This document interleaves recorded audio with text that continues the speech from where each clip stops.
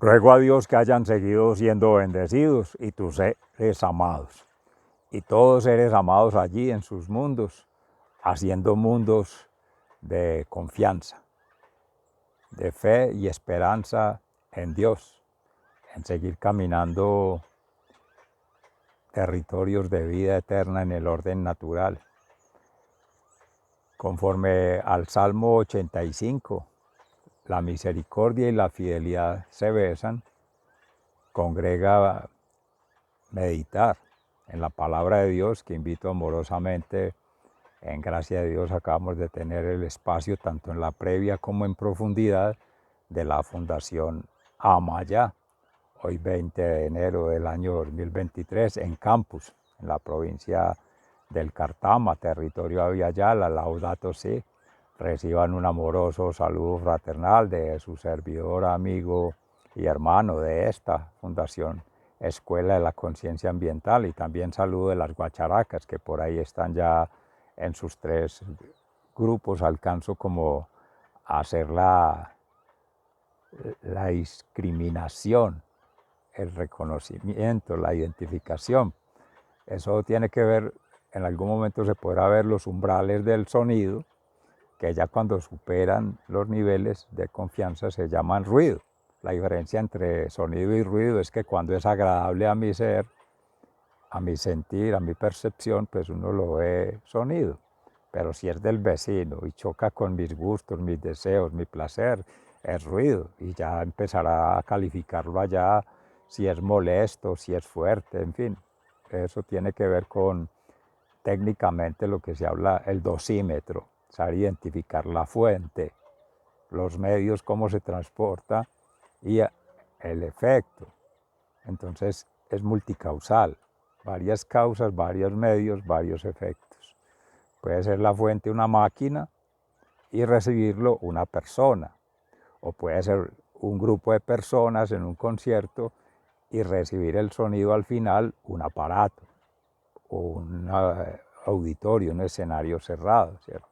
Cuando se hace una grabación de sonido, por ejemplo, de video, de audio, se cierra para que se garantice que allí queda una unidad de control, hermenéutica, hermenéutica es de conocimiento, pero hermética, sellada, ni para adentro ni para afuera hay comunicación, solo circula la información ahí al interior. Bueno, paréntesis para hablar de concienciación ambiental, aprovechando que llegaron estas maestras de la naturaleza, haciendo sus rituales del día a día, pues no son sacerdotisas, hablando en femenino.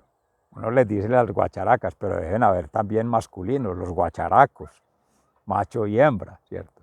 Como también sus polluelos o polluelas. Esas generaciones, cómo se distribuyen.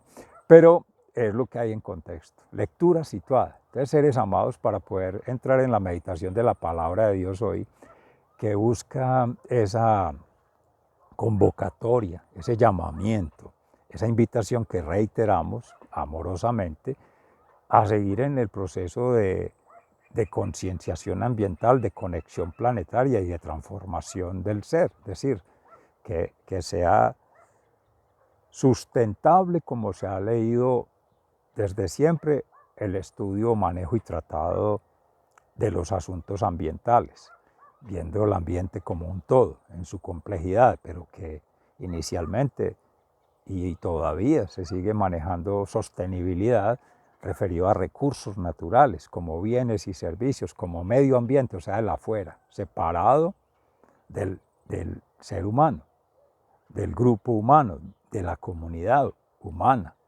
o sea, la cultura humana, la raza humana. Y eso sería medio ambiente y medio humano. Habría un tercer ambiente, un tercer medio ambiente, por eso hemos hablado del tercero excluido, desde Arquímedes. Un medio y un medio no es sumarlos matemáticamente que dé 1, sumando los numeradores 1, 2 y 3 y el mismo denominador, 3 medios, 1 y medio, ¿no? El medio cultural, que es cuando hay ya la intervención, porque así lo ha desarrollado la normatividad ambiental a nivel internacional, las geopolíticas, por tanto, a nivel internacional y las llamadas pautas del desarrollo, del progreso, del avance, o sea, ir hacia adelante para hablar de cómo el ser humano interviene en el medio natural, intervención para su uso, disfrute y goce. Es la perspectiva antropocéntrica y hay un residuo o un emergente que es el daño, las externalidades. Entonces, esa intervención del medio humano al medio natural hace que se produzcan esos efectos, esas consecuencias, esos daños, que es los que van a entrar a reponer. Ese es un ambiente cultural. ¿Cómo lo hizo? A través de actividades de construcción. Esa es la intervención, construcción, operación, pues instalación de equipos y operación, que viene asociado con un criterio capitalista esencialmente, que es de explotación de recursos naturales. Ya la industrialización y la comercialización son fases de procesos mecánicos. Ese es el medio cultural. Entonces serían medio natural, medio social, medio cultural.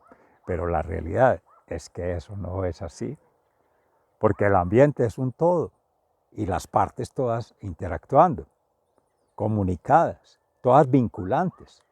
Por eso el desarrollo sostenible habla de natura, sociedad y economía. Economía como una mirada reducida de lo que es cultura, porque es dependiendo de la forma de relacionamiento. Hasta aquí se ha hablado de una forma de relacionamiento netamente antropocéntrica, utilitarista y por lo tanto determinista, muy materialista, economicista. Calcular, medir y contar qué voy a tomar, cómo lo voy a tomar y para qué tipo de beneficio. Entonces vienen las categorías. Para uso doméstico, para uso industrial, para uso... Entonces los territorios los van organizando, los van ordenando más bien, fragmentando, según las aptitudes naturales.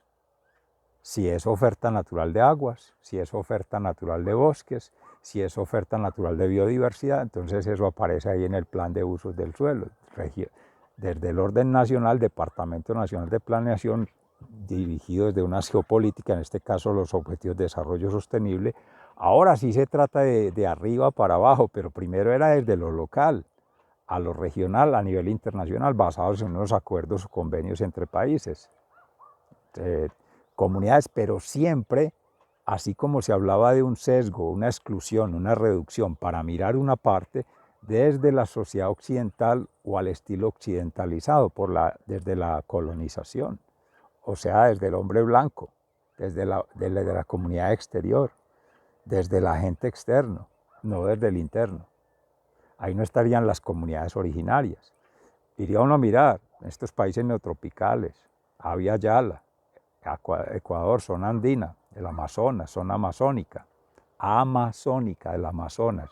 No estamos hablando masónicas, logias masónicas o formas masónicas, de eso haremos la reflexión posterior. Estamos en este asunto descriptivo ya que entramos por allí para hacer esa.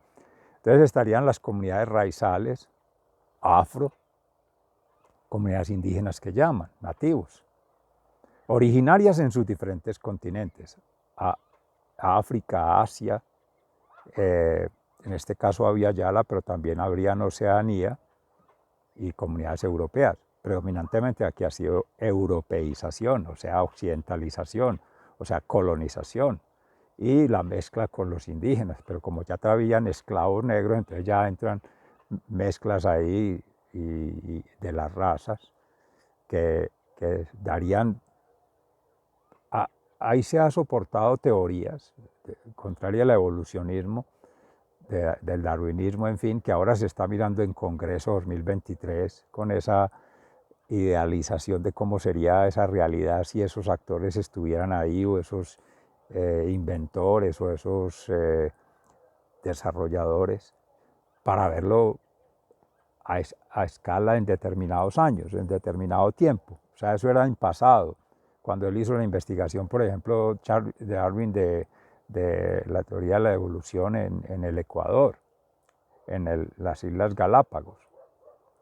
De ahí Rudolf de Groot, que tiene que ver con la Escuela de la Conciencia Ambiental, en tanto ahí se hizo el referente del orden natural, Functions of Nature, funciones de la naturaleza, pues hizo su investigación en Galápagos, para hablar de la administración de esos ecosistemas de bienes y servicios, que esas son las funciones de la naturaleza, que son, retomemos, él habla de 4, funciones de soporte natural, o sea, ahí está la oferta natural. 2, funciones de información.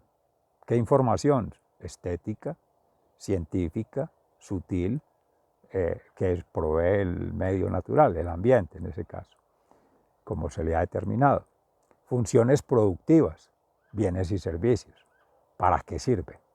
Al fin industrial, a fin comercial, a fin turístico, en fin, y se van sacando lo que los municipios llaman usos del suelo. Ahorita mencionamos ordenamiento, entonces viene usos del suelo.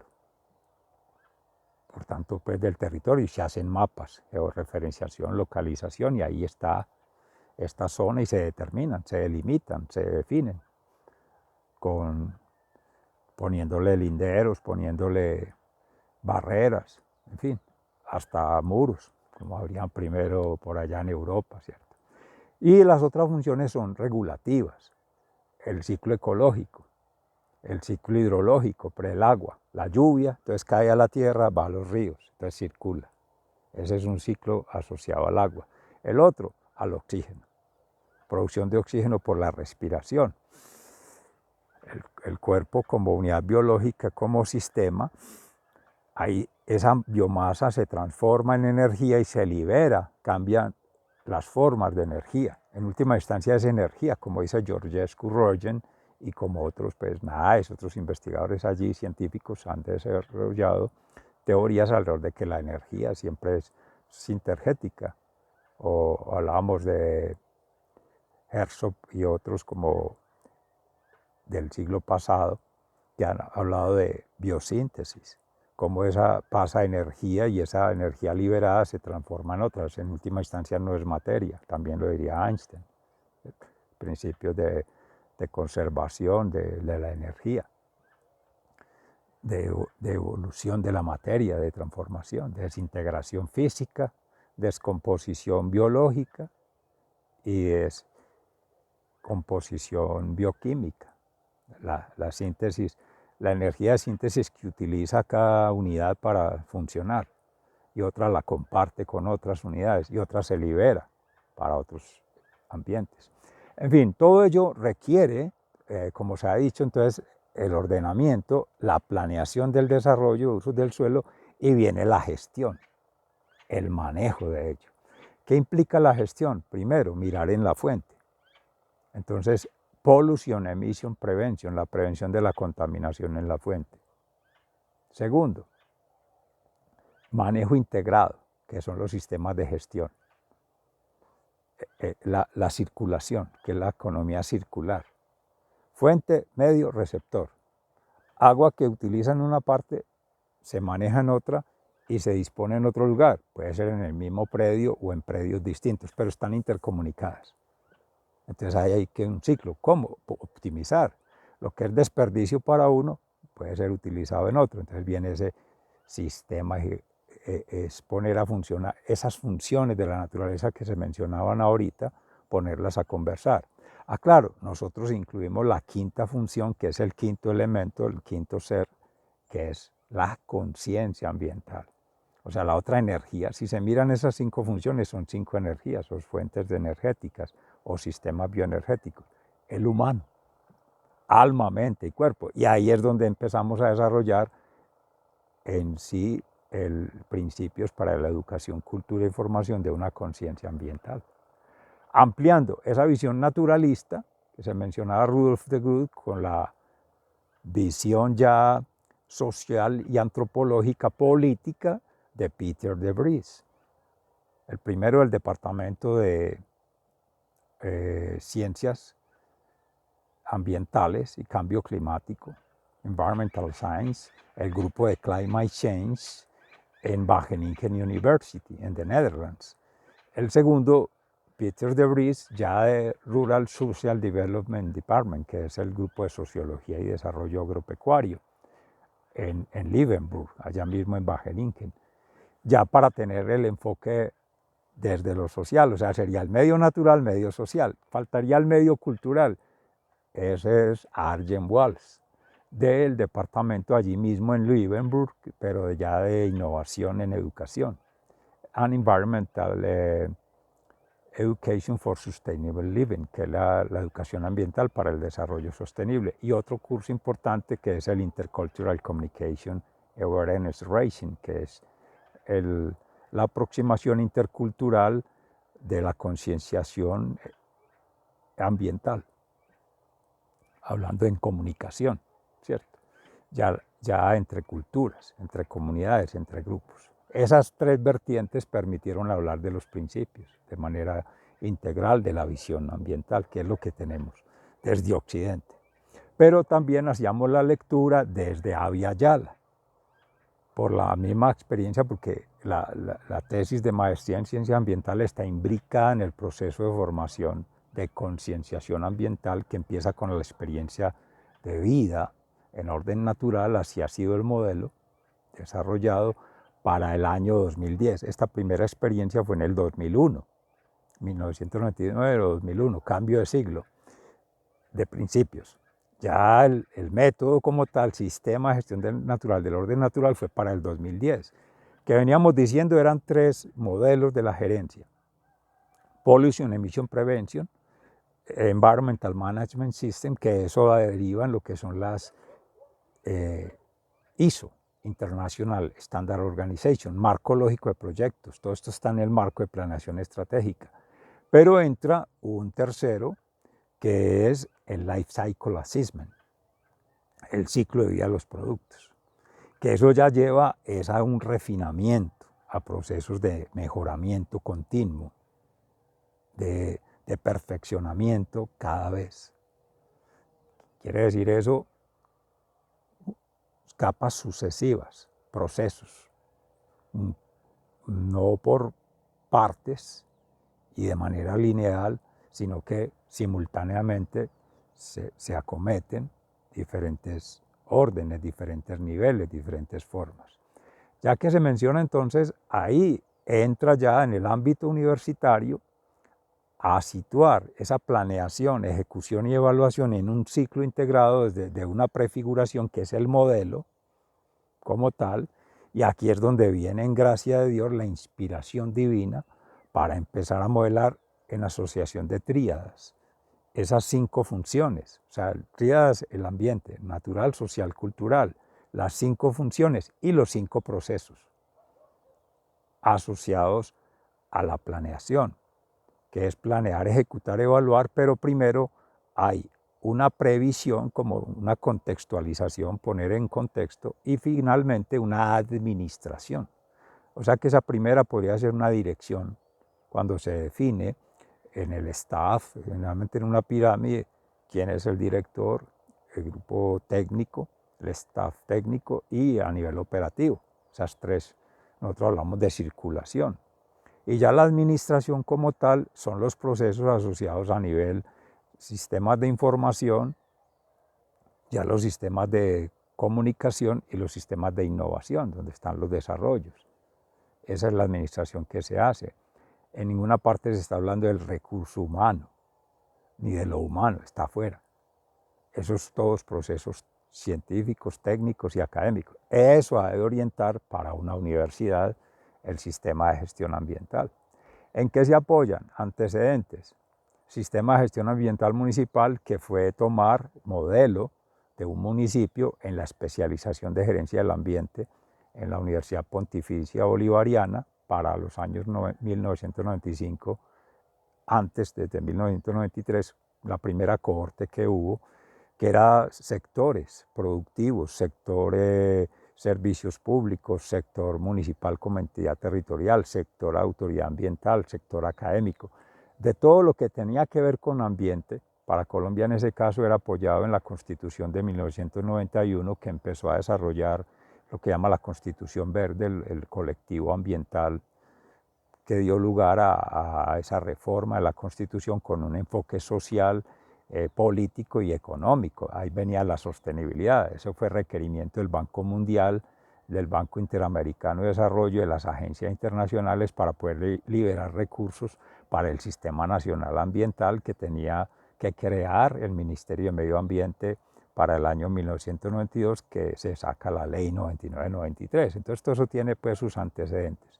Y eso ya hizo que las universidades, el sistema de investigación a nivel nacional, Colciencias, de un lado, o sea que ya lo educativo, la formación, la capacitación tenía que tener el contenido ambiental, los currículos ambientales, la formación ambiental, la investigación orientada a medio ambiente, a recursos naturales y a la corrección. Porque resulta que en este plan de gestión ambiental está, ya lo vamos a ver en el método del orden natural, el estudio ambiental como tal de un sistema, 2, la evaluación del impacto ambiental y 3, el manejo ambiental, que es también seguimiento y monitoreo frente al daño, frente al impacto, frente al deterioro, que se va a hacer para corregir, mitigar o paliar el daño. Miren que ya se tiene un enfoque, hay un principio de precaución de Estocolmo del 72 que es el principio de precaución del daño. O sea que se está hablando de dañar el ambiente. Esa forma de relacionamiento es la que ha predominado. Dañar el ecosistema, dañar los sistemas naturales, dañar la estabilidad ecológica de las especies, alterar los estilos de vida de las comunidades y no considerar, como se mencionaba ahorita, comunidades originarias o comunidades migrantes de otros territorios, pero que tienen otras prácticas muy distintas, una forma de leer el territorio distintas, de construir socialmente el territorio. Para los indígenas es vida, todos los seres son vivos y los espíritus están comunicados de antes, durante y después, o sea, los ancestros, los antepasados, los previos en el árbol genealógico y los que han de venir por nuevas generaciones, generaciones sucesivas, además de los que ya hay, por tribus, por clanes, por grupos. Así sea Navia Yala, se organizan, pues se ordenan, la Madre Tierra va ordenando su ubicación, su circulación, porque son todos de campamento, de situarse, trasladarse, desplazarse hacia donde hayan condiciones de vida, de bien vivir, de círculo de la palabra, de redes de solidaridad, de intercambio, de favorabilidad, todo muy de las leyes naturales. Entonces todo es de todos, nada es de nadie, todo circula, todo está en movimiento porque esa es la vida, esa es la Madre Tierra. Va evolucionando, como evolucionan también las especies, sembradores, entonces el calendario de la siembra, y así pescadores, calendario para la pesca, y van haciendo los sitios, los momentos de encuentro, intercambios de semillas, de intercambios de especies, y ese es el trueque. Son otras formas de relacionamiento económica, y las formas de relacionamiento estética pues siempre son de respeto a la Madre Tierra, de cuidado, entonces hay una conexión mística, espiritual, fundamental. Esta económica tercera va supeditada a la social y cultural, cómo se organizan para hacer los pagamentos, para hacer los rituales, entonces la familia, cómo está organizada, cómo es su estilo de gobierno. Todo eso tiene su propia conversación allí. Entonces se hizo el flujo desde Occidente para hacer la lectura situada del ambiente y se hizo el flujo desde Abya Yala para hacer la lectura situada desde lo originario. Y aparece un tercer movimiento que sería lo natural, sería como hablar, ya en el caso que estamos, vamos en gracia de Dios enseguida a profundizar en cambio gnosis, desde la teosofía, Deus onto nómico. El nomos, que es el autor, el administrador, el creador, el ser, siendo especie humana, pero especie otra, seres vivos y otra naturaleza, que son formas de expresión de la creación, de manifestación, de transformación. Y sus de acuerdo a sus formas de relacionamiento, entonces está el Deus, la divinidad. Para nuestro caso, Laudato Si, Dios, uno y trino, Padre, Hijo y Espíritu Santo. Jesús, María y José, Cristo interior, Cristo exterior y Cristo en contorno. Ese es el proceso de lectura situada. Ese es el oikopoiesis. Vamos a hablar en cambio gnosis. El oikos, el etos, la moral, que se vincula aquí, la visión profética, mística, de la maestría, la iglesia como cátedra mística, profética, declarar la verdad en el orden natural. Ya está la otra vertiente que es el Laudato Si, del Laudato Si, mirar la otra que es la madre tierra, la madre agua, o sea, los astros, los planetas, que eso ya da lugar a lo que serían herejías para el caso cristiano, católico, apostólico, que serían rituales, prácticas y acervos culturales de diferentes tribus, clanes y culturas del mundo. Y esas transmigraciones, todos esos movimientos del Asia, del África, de Oceanía, había ya la de Europa también, ¿cierto? El hombre neandertal, el hombre, la negra bosquimana, que es otra teoría que existe, que todos provenimos de allí, la de Darwin, que ya se venía pues la transformación del mono en hombre, y todo eso entra allí con el evolucionismo a contrastar el creacionismo, que es desde el judeocristianismo con la versión monoteísta. Estas ya serían politeístas, entonces ya da lugar a hablar de Anunnakis, de seres de aliens o de otras dimensiones, de otras humanidades que conversan. Entonces ya hay relaciones entre esta humanidad que ocupa esta espaciotemporalidad energética ahora y otros planos, otros dharmas, que es muy cercano a lo que en el caso nuestro de la religión cristiana, Teilhard de Chardin, biosfera, neosfera, anemosfera, como el alma, mente y cuerpo, esa tríada, se despliega con la tríada Padre, Hijo y Espíritu Santo, trinitaria, y se despliega con la Trinidad de Jesús, María y José, para hablar de la familia, o sea, el hogar interior, el hábitat, el habitar y los hábitos de este ser siendo el de que se comparte con otros en esa cristificación que es la iglesia, ya la unión de uno o dos, cómo se seleccionan, pues cómo se asocian, cómo se agrupan para efectos naturales, en la moral, en la ética y proféticamente, cómo se han de estar armonizando, en este caso en el amor.